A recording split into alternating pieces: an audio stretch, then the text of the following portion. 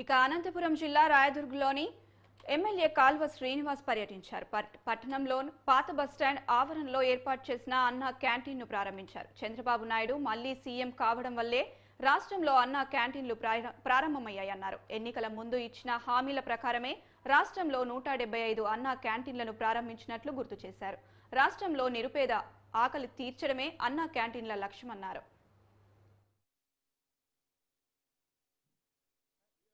రాష్ట్ర వ్యాప్తంగా ప్రతినిత్యం లక్షలాది మంది పేదల కడుపు నింపే అన్నా క్యాంటీన్లు చంద్రబాబు నాయుడు గారు తిరిగి ముఖ్యమంత్రి కావడంతో పునః ప్రారంభమయ్యాయి.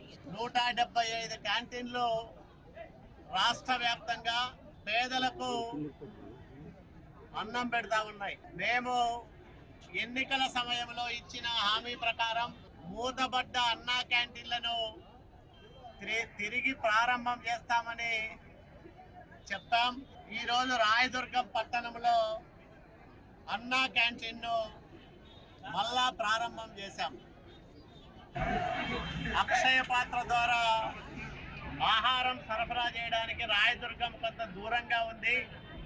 కళ్యాణదుర్గం ప్రారంభమైన తర్వాత రెండు ఒకేసారి ప్రారంభం చేస్తామని చెప్పినప్పటికీ రాయదుర్గంలో పేద ప్రజలకు పట్టెడన్నం పెట్టే అన్నా క్యాంటీన్ సాధ్యమైనంత త్వరగా ప్రారంభం చేయాలనే ఉద్దేశంతో రాష్ట్ర పురపాలక శాఖ మంత్రి నారాయణ గారికి,